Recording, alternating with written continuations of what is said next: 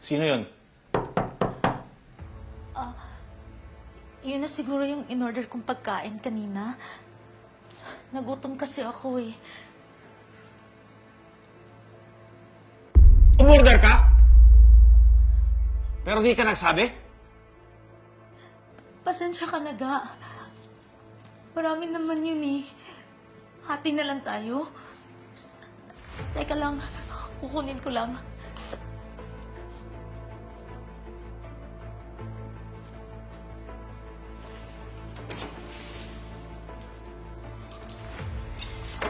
Good afternoon po, ma'am.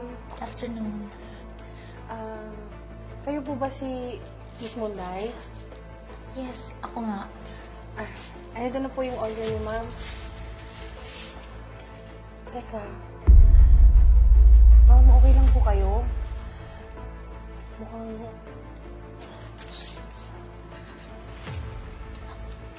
Kamainay.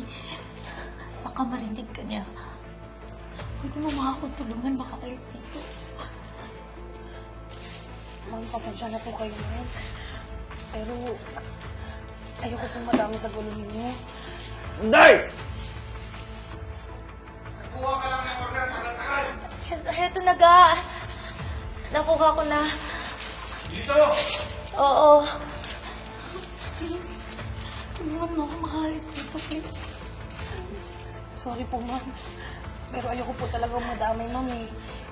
Baka pati trabaho at buhay ko po, ma'am, mawala sa akin. Ma'am, sige po, ito na po, salamat. Sige lang, malis ka na. Bilisan mo.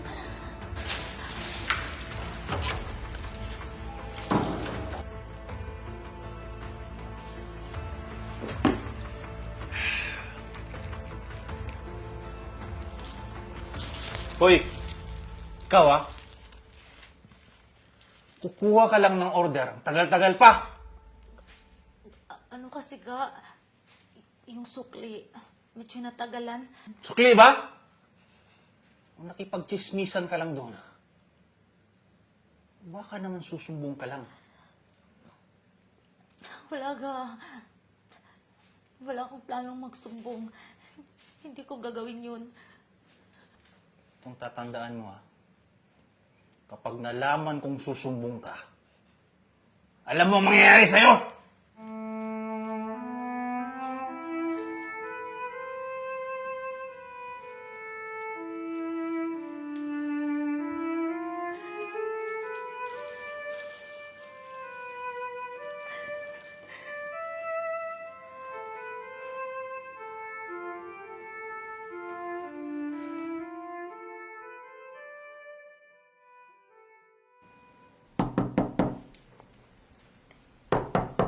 Huwag mong sabihin, nag-order ka na naman. Ha? Wala, Ga. Wala akong in-order.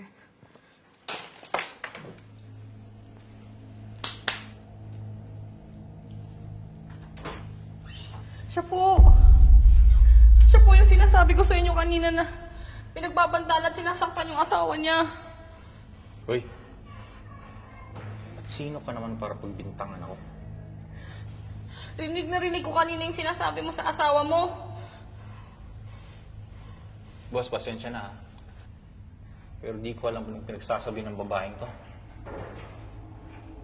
Hindi totoo? Paano mo papaliwanag yung mga pasanang asawa mo?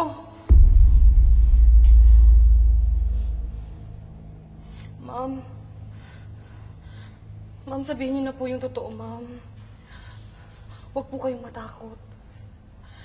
Nandito po kami, ma'am.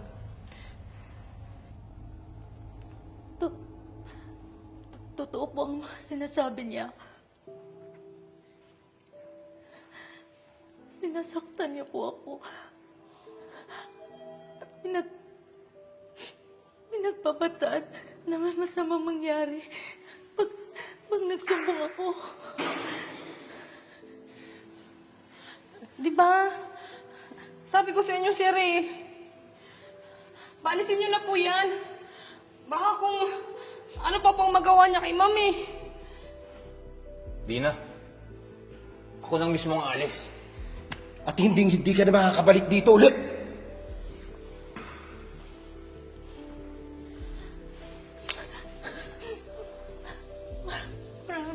salamat. Ngayon lang ulit ako nagkalakas na magsabi ng nararamdaman ko dahil sa inyo. Malas lang po kayo sa lalaking pinakasalan niyo, ma'am.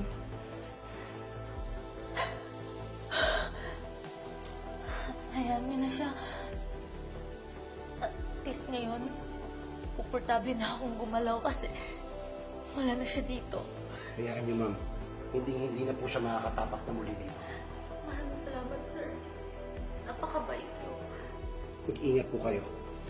Kayo din po. Mag-iingat po kayo, ma'am, dito. Mag-iingat din kayo. Pagpalain kayo ng Panginoon. Siguro. Maraming salamat ulit.